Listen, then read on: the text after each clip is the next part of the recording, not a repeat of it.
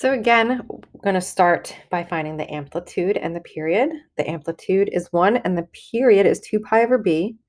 B is going to be equal to 1/2.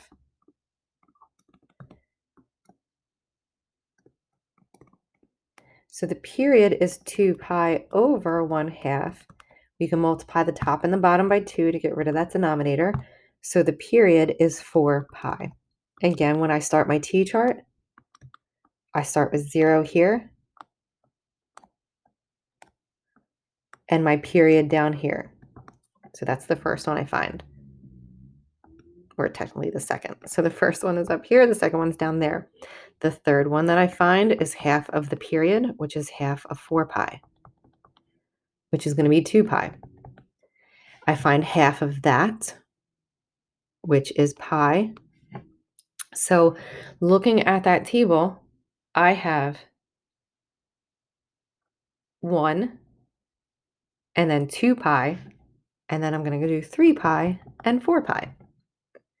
So again, I'm finding the sine of 0. The sine of 0 is 0, and we don't have an amplitude, or amplitude is 1. The sine of pi is 1. The sine of 2 pi times, sine, if x is 2 pi, then I have 2 pi over 2, which is the sine of pi, which is 0. The sine of 3 pi over 2, once I substitute in 3 pi, I get -1, and then I get 0. So again, my amplitude I'm going to put up here, so I'm just going to do 1 and -1. My x-axis, I'm going to do with the numbers in my table, so pi, 2 pi, 3 pi, and 4 pi.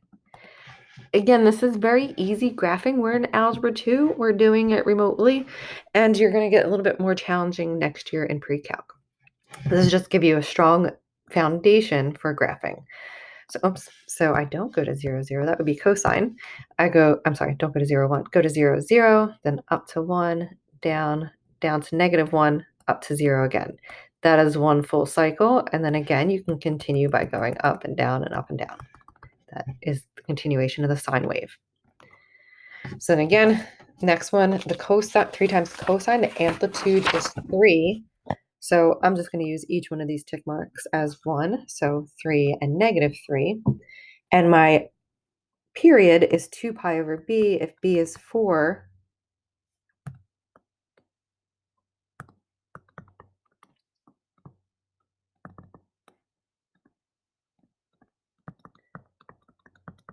then it's equal to pi over 2, which gives me my last value in my table.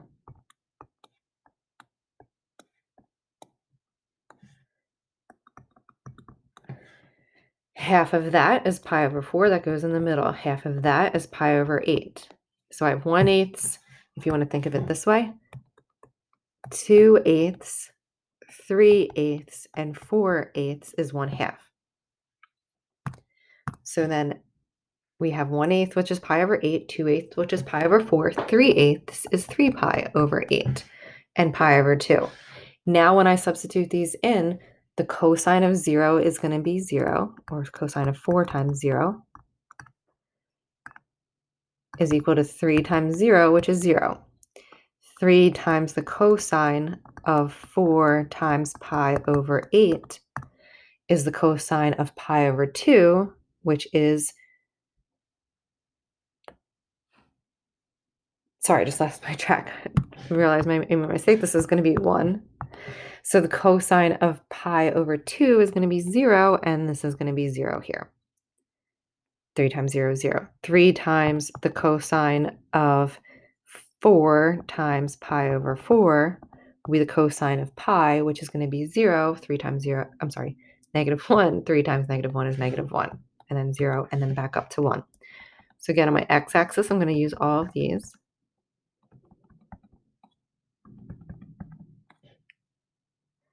So 0, oops, this is 3 because I forgot to multiply by 3. Sorry about that. And then come down, and then come down here, up here, and back up again.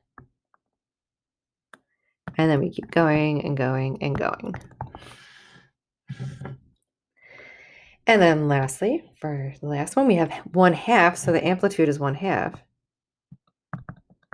And it doesn't matter where I put that. I can put 1/2 on the first line, on the second line, the third line, or I can put 1/2 all the way down here. It doesn't matter. You can use your discretion when you're doing those. So again, if the b is 2 over 3, then the period is equal to 2 pi over b. So I can multiply the top and the bottom by 3/2. And then I get 3 pi for my period, which tells me where to start my table. My period is 3 pi. Half of that is 3 pi over 2. Half of that is 3 pi over 4. So we have 3/4.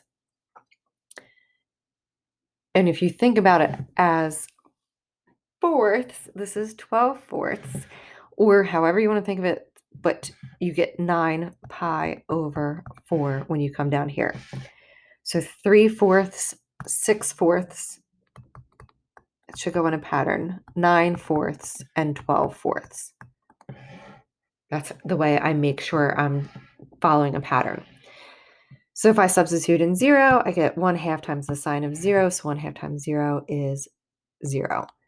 If I substitute in 3/4, I have this 1/2 times the sine of 2 over 3 times 3 pi over 4, which is the sine of 1/2, pi over 2. The sine of pi over 2 is 1, and 1 times 1/2 is 1/2. And you can write out all that work. You don't have to. And some of you are probably finding patterns by now. And again, we just start off with really easy graphing for Algebra 2. So I'm going to mark my x-axis. And then I'm going to start at 0, 0 for sine, come up. And again, it doesn't matter where you mark that amplitude. It just has to make a full S. And then again, it's going to keep going.